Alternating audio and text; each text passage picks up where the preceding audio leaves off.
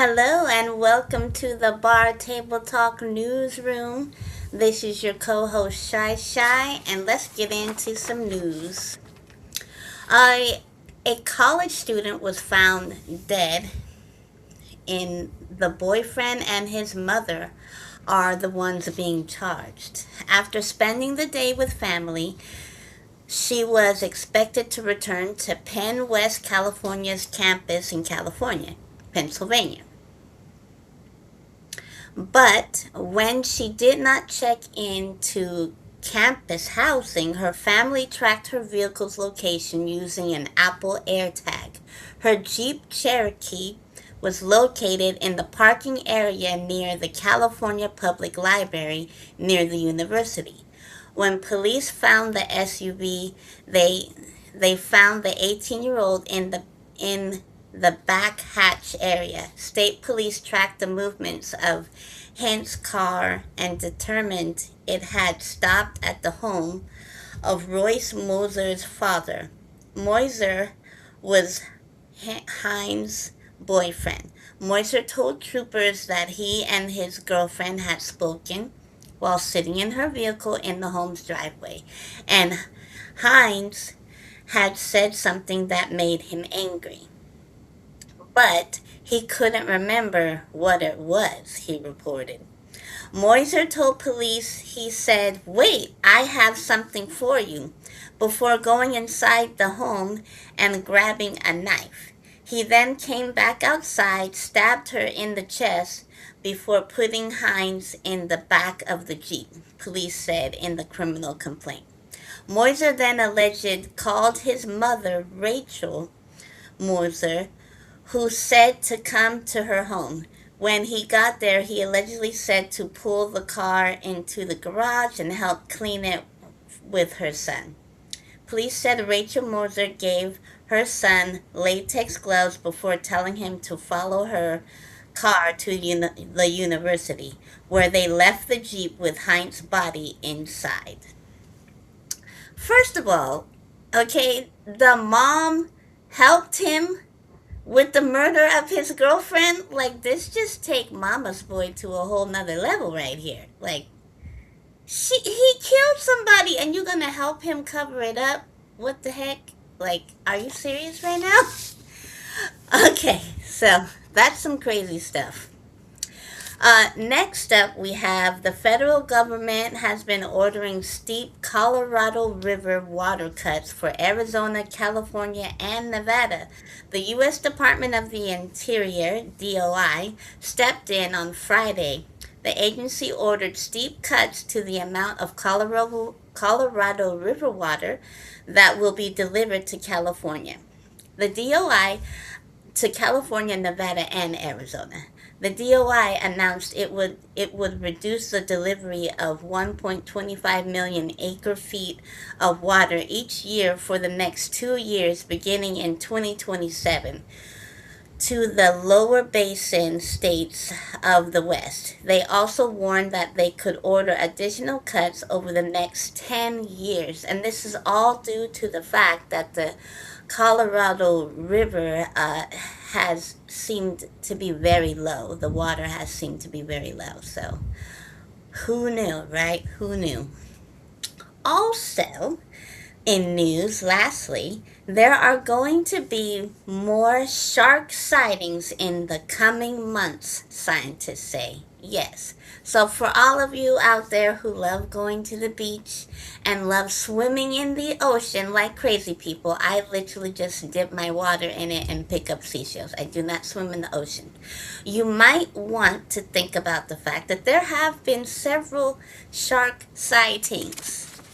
Warming waters are attracting more swimmers and sharks alike to the eastern seaboard, creating the perfect recipe for an increase of shark sightings along the coast in the upcoming months, some shark experts have told ABC News.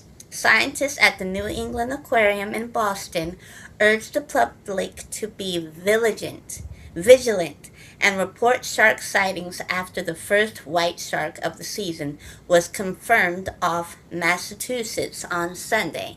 Now, I'm not trying to say there's about to be a real sharknado. However, there is about to be some jaws happening. Jaws tax, okay? So just be careful, be mindful, and have fun, but just be careful, all right? That's all I have for you guys today. Ah, thank you. Thank you for that news. And this is why I go to my friend's Katie's pool because it's a private pool and it is the Yeah, back of her house. Um exactly. yeah, sharks not for me.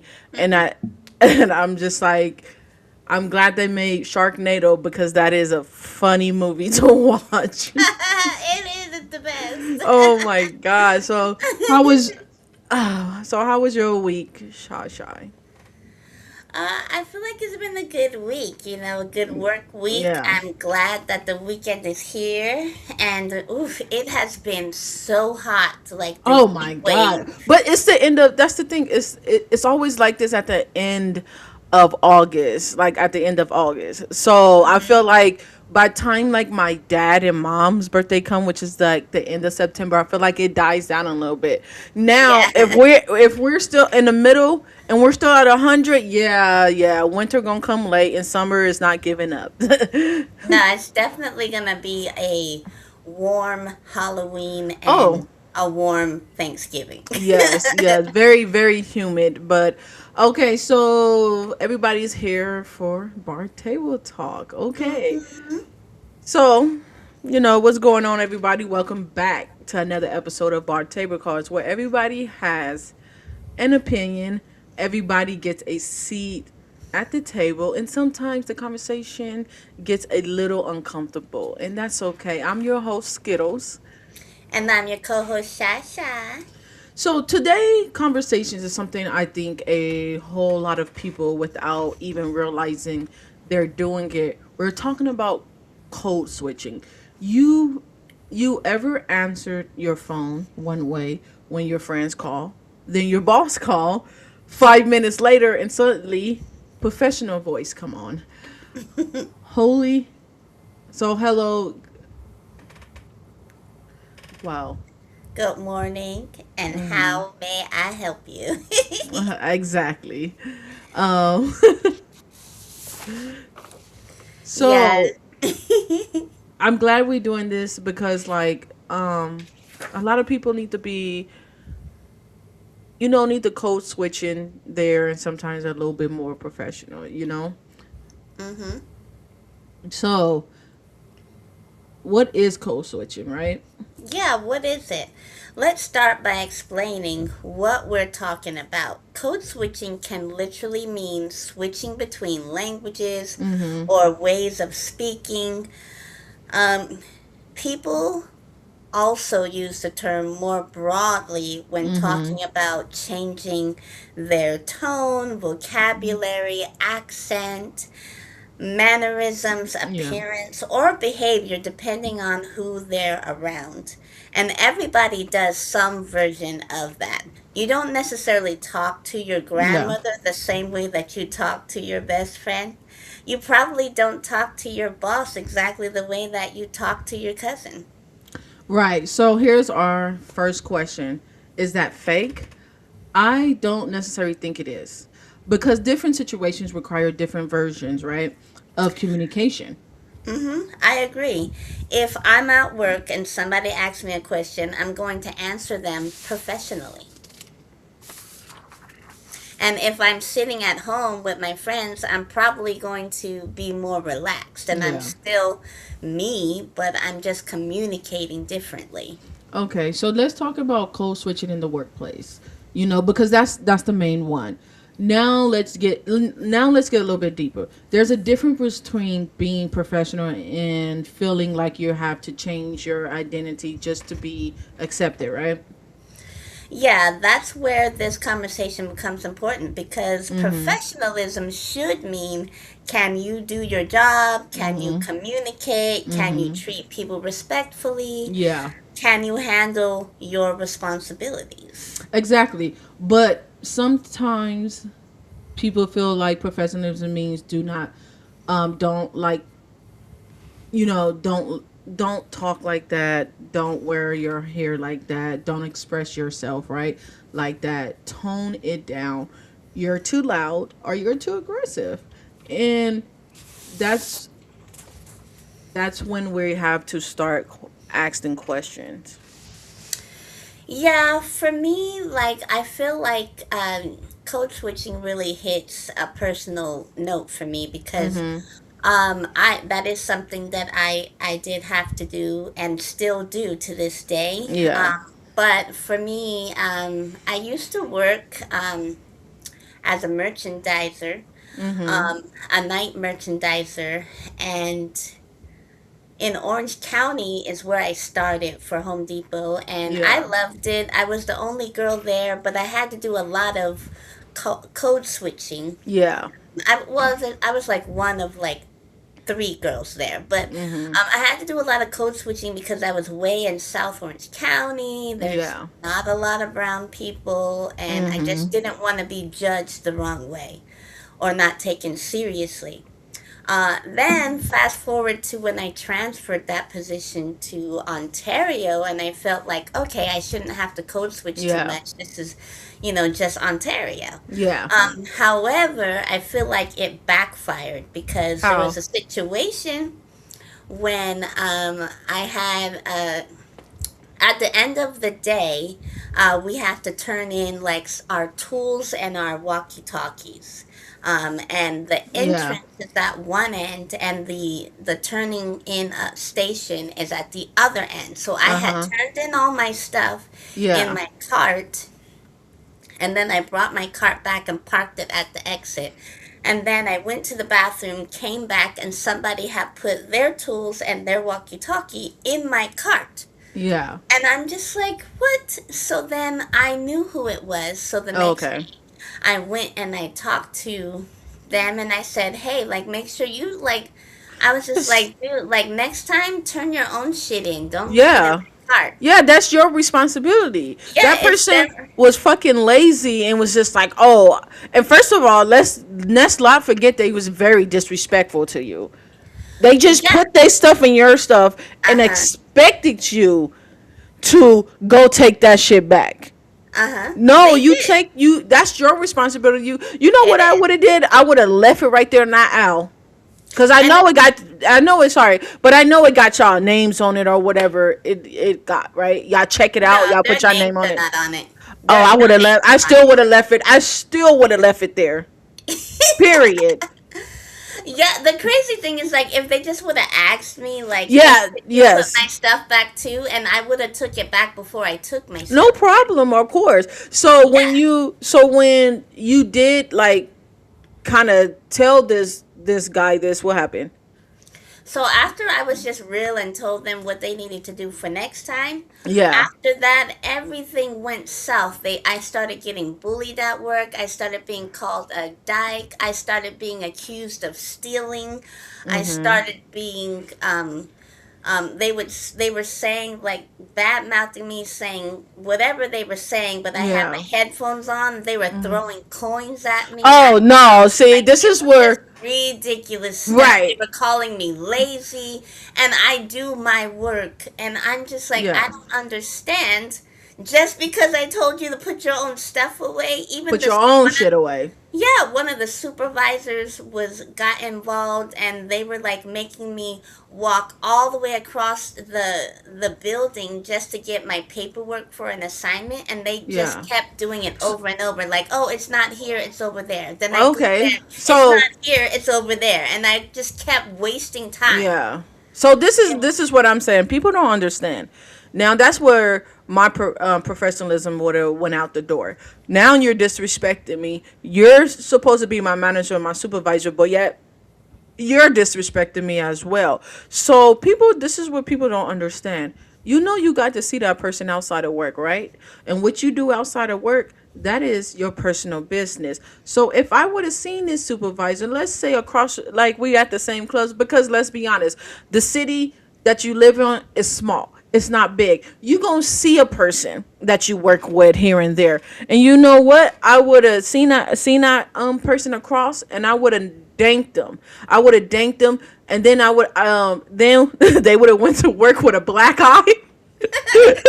And then if they try to get me in trouble, I'm be like, I'm sorry. What I do outside of work, that's my own personal business. I don't even know how that person got that black eye. I don't know. Can you prove the fact that I was at that spot at that same time? No. Yeah, Um, it's just crazy, but I will say that it took a toll on my mental health in a yeah. horrible way. Like, it Yeah. really messed with my anxiety and caused a lot of depression. Yeah. I know. I'm sorry. I'm sorry that you had to go through that because that's a messed up situation. Me, I feel like once you disrespect me, my professionalism go out the door because now you're attacking me and you're attacking my character. So you know what we should do? We can take this outside. You know, catch me outside. But anyways, I have a question. I have a discussion question for our Mhm. listeners and our viewers. Who decides what professionalism sounds like? Right? That's a good one because professionalism shouldn't mean everybody has to sound exactly the same. And here's another question. If someone speaks different from you, does that mean they're less intelligent? Absolutely fucking not. The way someone speaks doesn't automatically tells you their education, their intelligence, or work ethic or ability. Mm-hmm. And the reason why I say that is because I have dyslexia, right? Mm-hmm. So I kind of comprehend things a little bit of slow, a little bit slower and stuff like that. And sometimes I can ask multiple questions, but I ask questions so I can have a better view of what direction you trying to go, or like the ability of the task, right?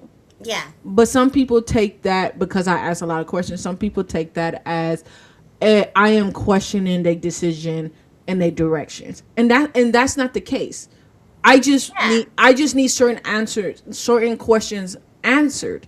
Yeah, for I clarity. exactly because I'm not a type of person where I'm just gonna follow your directions. If a person tells you to just go left and then go right, and you be like, yes, ma'am, yes, sir, and go right and go left and fall off a fucking cliff, why you didn't ask that person like, okay, why is I'm going left? What do you want me to do when I get there? Or I'm a question. I'm sorry, I'm a questioner. That's just me. Mm-hmm.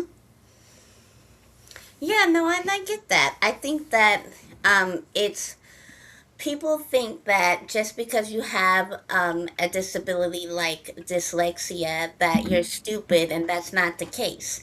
Hmm. And just because you're asking questions doesn't mean that you have no idea what you're doing. You're just trying to get clarity so that you can make sure that you do the right thing and not the wrong thing. Exactly. And that's what I'm trying to get at when I do ask those questions. But another thing is, just because I don't speak in like big broad, words and stuff like that, I keep it very simple, very straight to the point, don't mean I am not intelligent.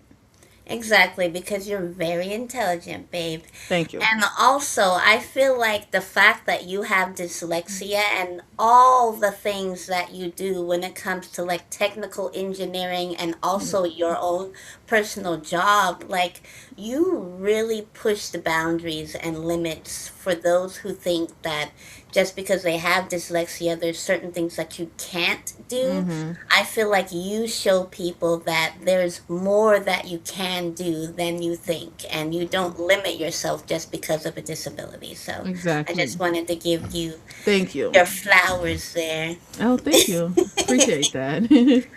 All right, so let's talk about the interview. Let's Okay. create a situation. Okay.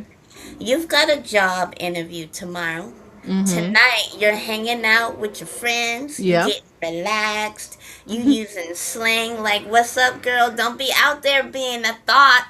And then you're laughing and being yourself, right? Tomorrow morning, you walk into the interview.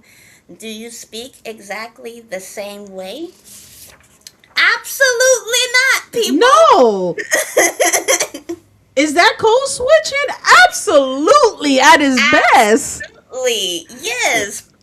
But I don't necessarily see Yeah. anything wrong with that. You're communicating appropriately for the environment that you're in. And that's my point. I think there's healthy code switching, but I also think there's code switching that comes from fear. There's a difference between I'm going to communicate professionally and I better hide who I am because these people won't accept me. Those aren't the same thing. Do you want to elaborate a little bit more on that? Yeah, I feel like for me, like it's really like it hits home because as a kid I was told to code switch Yeah. as a kid because my mom was very much about Yeah.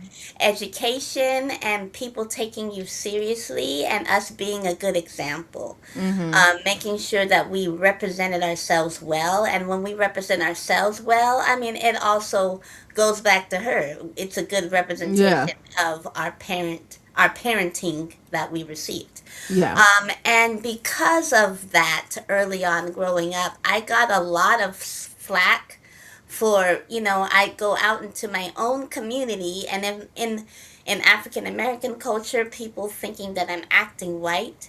And Mhm. then in white culture, people not thinking that I'm speaking clear enough or educated Yeah. enough, or so just kind of never being enough in either situation. And I Yeah. feel like I was reading a book Mhm. when I was in high school, or in college I should say, actually. And it's the second book to How to Kill a Mockingbird. I believe it's Mhm. called Yeah, I remember that Go one. Get the Watchman. Yeah.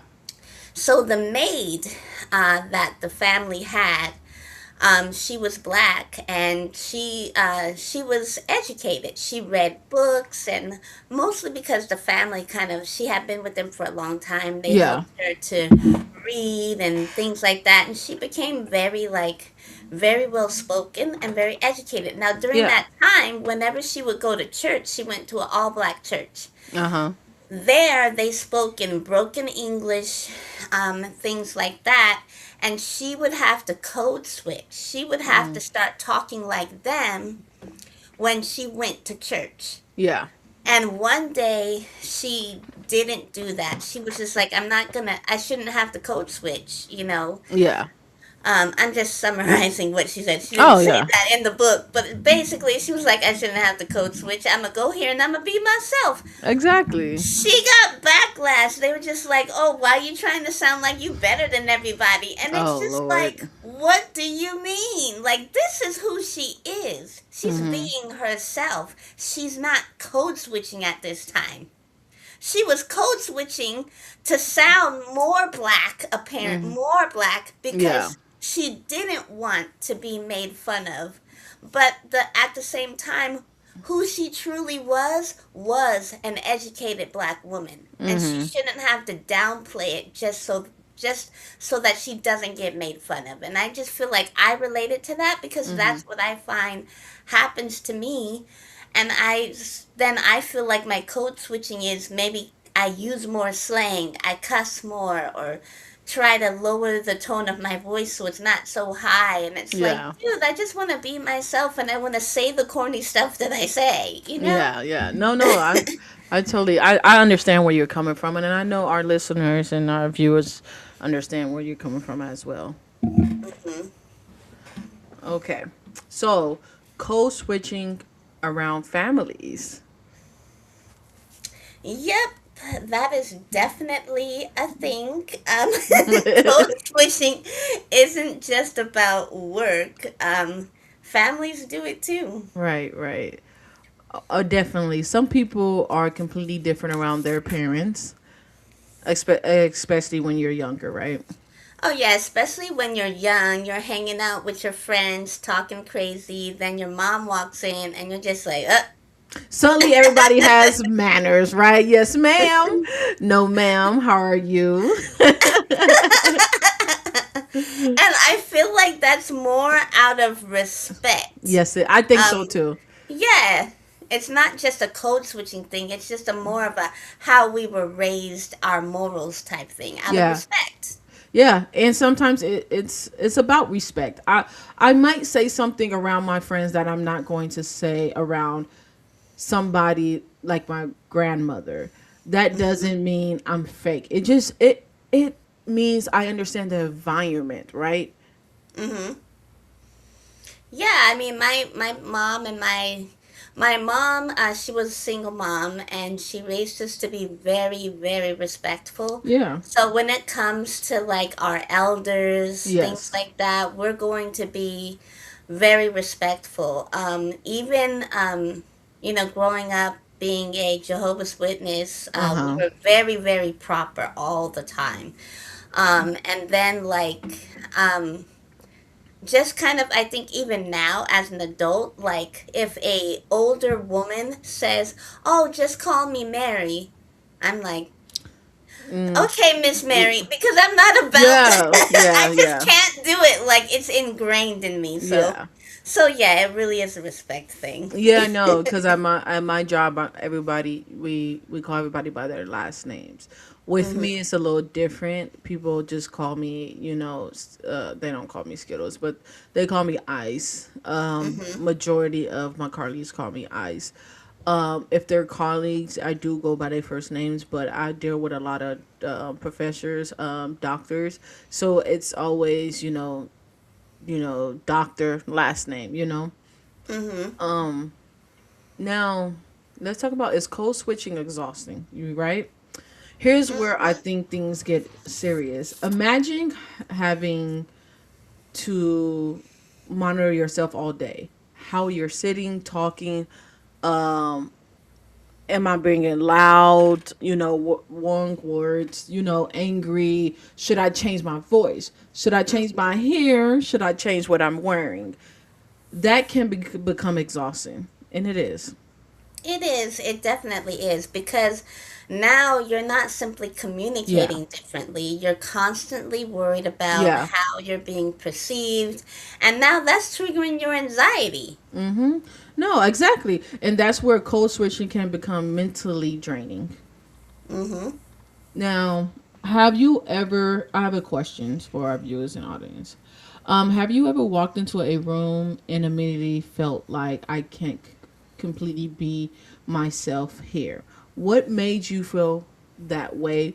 Was it work, school, a relationship, meeting someone, family? Drop your experience in the comments. Please let us know.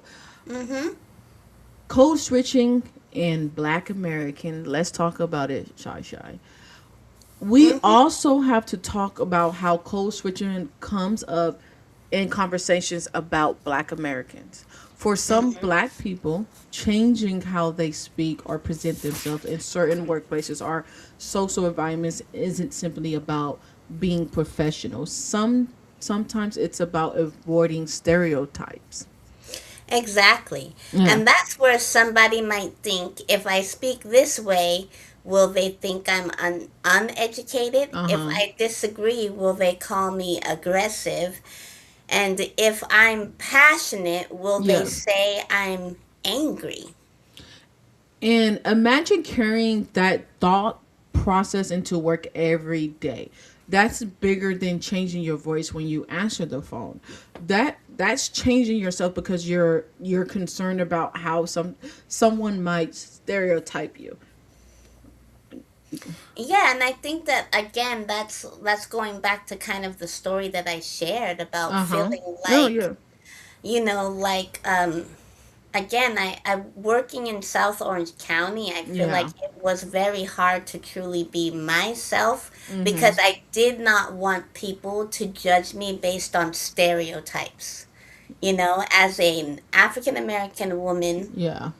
um, I don't want to people to think I'm aggressive. I don't want Mhm. people to think I'm bossy, Mhm. rude, disrespectful, always angry, and things like that, which are the stereotypes that people have. I don't Yeah. want people thinking I'm lazy, always on my phone, cursing, I get uneducated.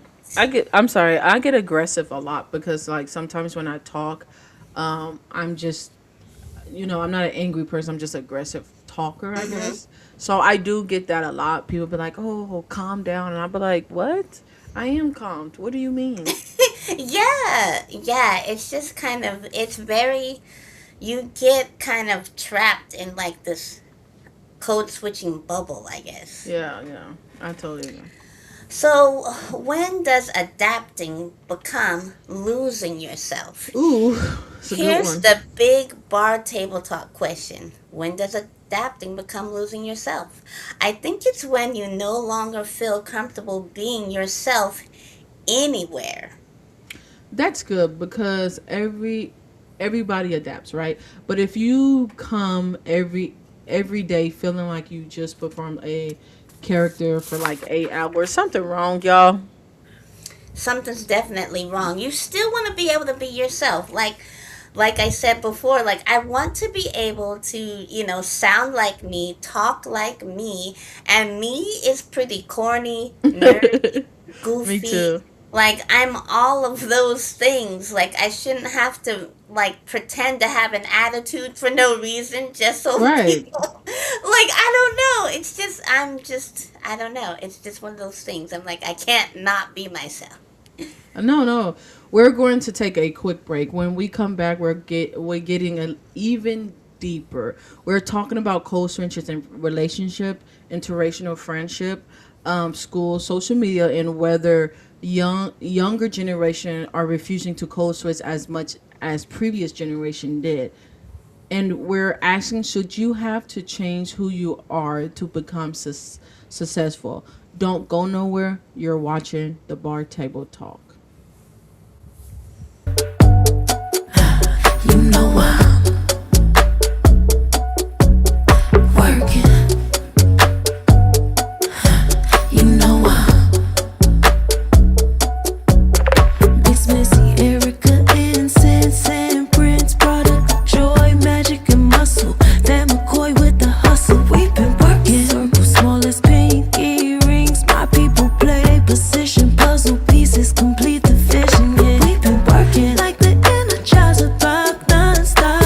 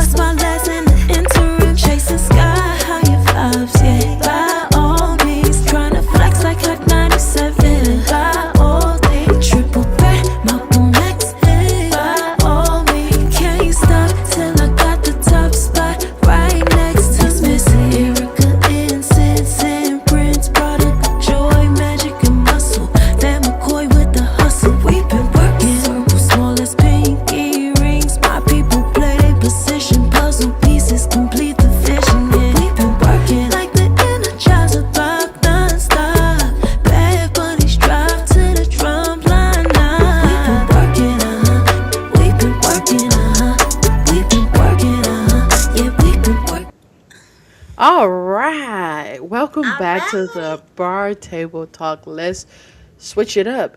Can you Mm-hmm. code switch in a relationship? Mm, mm, mm, mm, mm.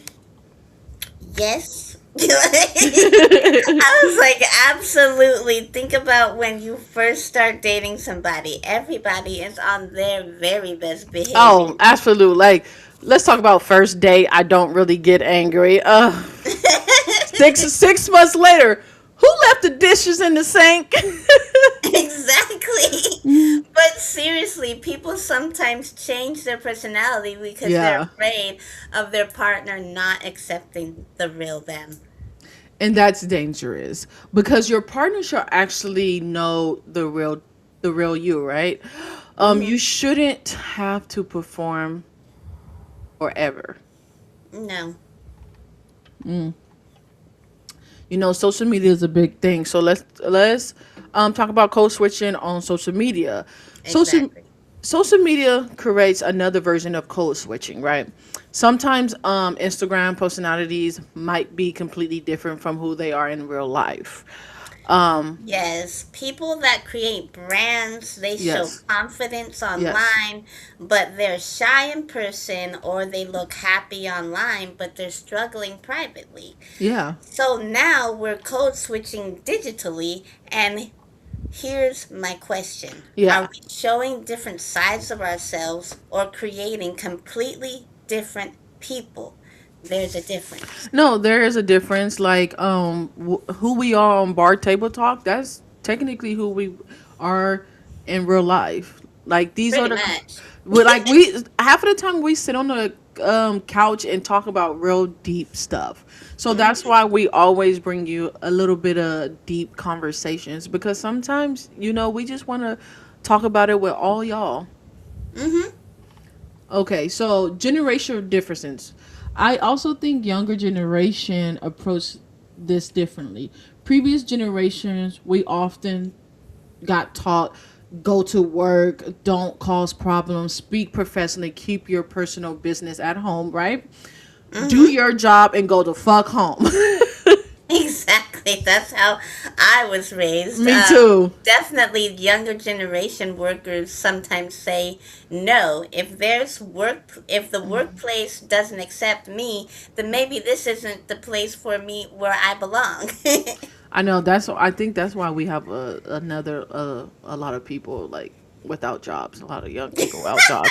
No, Yeah. for real, because like I think our generation we can put up with a lot, you Mm-hmm. know, and there's something powerful about that, but there's also a balance, right? Being yourself doesn't mean annoying professionalism. You can be authentic and still understand and appreciate a behavior, right? Exactly. Okay, so let's do a bar table debate. I love these. Debate. Let's do some quick ones. I give you a situation, right, Shy? Okay. Um, and you tell me. Okay, so professionalism adjustments are unhealthy code switching, right? Let's go. Sometimes they are, sometimes they're not. Right. Okay, changing doing a job interview. That's a professional adjustment. Okay. Changing your natural accent because you're afraid coworkers will judge you. That could be unhealthy, especially if you're forced to do it. Not discussing politics at work. You shouldn't. Mm-mm. That's just knowing your environment. Uh huh. Okay, just be, there's might be some Trump Right. supporters out there. Let's not get into Hey, a let's not debate and start then that a out the fight. right. Let's not start that out the job, people. Okay, That debate turns into a fight. right. It always does, but changing your personality because your partner's family doesn't like people who act like you. That's a problem. Shit, yes it is. Using a different voice when answering a business call. That's professional. I'm not gonna be like, "Hey, yo, what's up?" Sub, how you At work. doing? How you living? Right. How you live? Oh. Feelings like you can't wear your natural hairstyle because people might call it unprofessional. Now let's talk about something here. Okay, I feel like people be getting it twisted They here. do. They do. Now, there are natural hairstyles, right? Yes, Like, that's beautiful. my wife, she has her lovely dreads, as you Yes, can I do. see. But Very back then nice. they did not accept dreads in the workplace. No, they didn't, but they are, as of Yes. today, in today's time, her dreads are professional. I make Yes. sure they stay nice and neatly retwisted. Yes, thank you for They that. are professional. However, some of y'all be out here acting like you brand new. Okay, Right. if you have, let's just call it what it is. If you got some nappy, crazy hair, right, And your and kitchen you ain't wake up clean. and it's lopsided on one side, and then you Right. just gonna get dressed and go to work with your hair looking like that. That ain't professional. Right. And a head wrap like a head wrap like you got on, and a head It's wrap just a like head me. wrap, Any head wraps that is very much professional. If you not just any jumped head out of wrap. the bed and your kitchen, and if everybody don't know, black folks, you know what your kitchen is. When your kitchen in the back of your neck don't look good, they looking like them B2Bs then beat each other up. Like, girl, don't or boy, don't go to work like that. Don't do Please that. don't. Like, and a head wrap, a bonnet is not a That head wrap. it's not professional, people. It's not. This is a head wrap. It looks very I nice under and I neat. understand that some of y'all might Wearing be a out there bonnet is working at Amazon in the warehouse, and y'all like, why should I do my hair? You know what? This is the reason why you should not wear a bonnet and do your hair. Put it in a high bun or something like that if you're running late. Because let's say you go to that warehouse job and they're looking at you because your work is good, and they looking at you that day and they're like, oh, okay, well, we thinking about moving her up. She's been awesome on time, that it is. Then they see you come to work in that bonnet. They're yeah. like, oh no, that is not professional at They're all. not gonna take you seriously. No, No. they not. Mm-mm. Man. Just Okay. had to make sure people were clear on that. Yeah, yes. We had to make sure you was clear on that. Okay, should we stop code switching? So should everybody just stop? I don't think it's that simple. Yeah, Different environments require different communication. That's part of being socially aware. exactly. I don't think the goal should be I'm never changing anything about myself for anybody, because sometimes adjusting is maturity, but you shouldn't have to erase yourself either. So that's the balance. So I was on social media the other day, and we already was talking about doing a show about code switching and everything else. Hmm. So I just ponder around this video. So it is with Blake Griffin. So he is at another podcast, and they're asking him about code switching. So I am actually going to bring that in right now, so y'all can listen to it and y'all tell us. And then there's another guy giving his opinion about the podcast and how he's feel. And then we're gonna tell y'all how we feel. So I'm going to bring it in right now. Let me know if you can hear it. Shy Shy. Okay.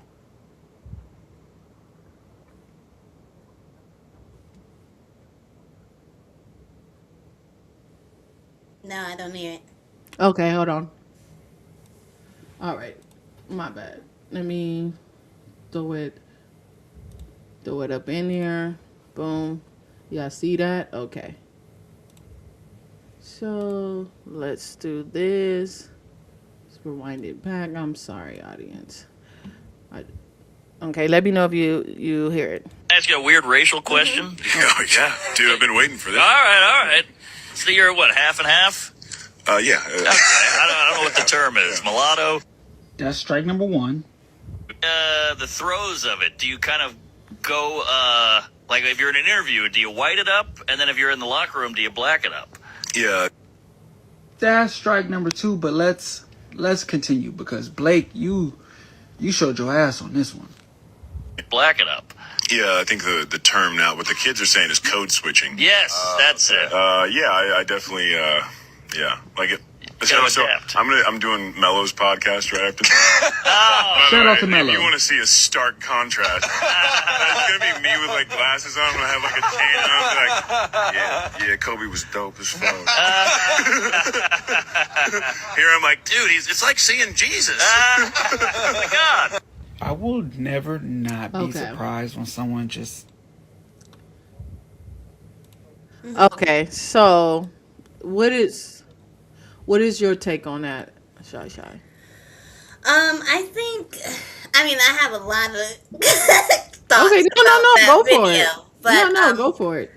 first off, I again he just kind of he basically displayed what code Yeah. switching is and Yeah. how that he has to do it in his professional basketball career. Yeah.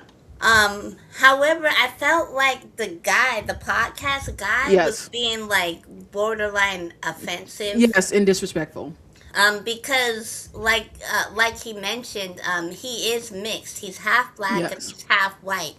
But I feel like that's the struggle, though. That is an Mm-hmm. actual internal struggle with a Yes. lot of mixed people. Yes. Because sometimes they're not accepted by either society, Yeah, right? yeah, no, I So totally. then code switching for them is an even on a deeper level, I feel, for people who are mixed because they're trying to make sure that they represent both sides of Yes. them. Yes. No. And I, it's hard. It's not easy. yeah. No, I just didn't like. Yeah, I agree with you. And I'm glad that this video did pop up.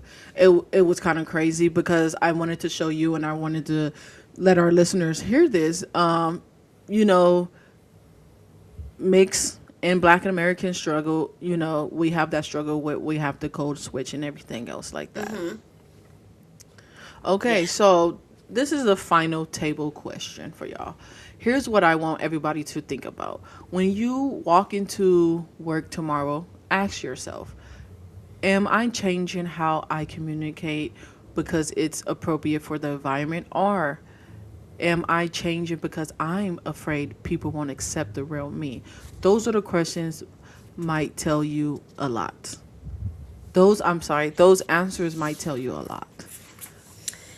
Yeah, my final thought is that Yeah. code switching isn't automatically good or bad. Sometimes Yeah. it's communication, sometimes it's respect, sometimes it's survival. Yeah. But nobody should spend their entire life feeling like their real personality isn't acceptable.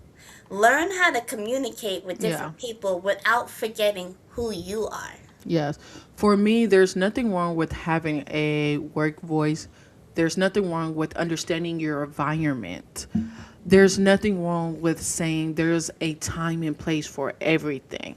But professionalism shouldn't require somebody to erase their culture, personality, or their identity. I can be professional and still be me. I can communicate differently and still be me. The important question is whether I'm making that choice or whether I feel like I have no choice. That's conversation. Now it's your turn. Do you code switch? And do you believe code switching is necessary to succeed in today's workplace?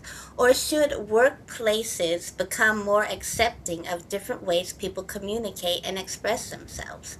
Drop your opinion in the comments and remember to like, share, and subscribe. And I'm your host, Skittles. And I'm your co-host, Shy Shy.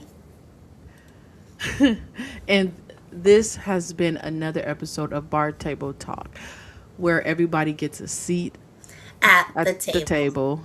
We'll see y'all next time. Bye.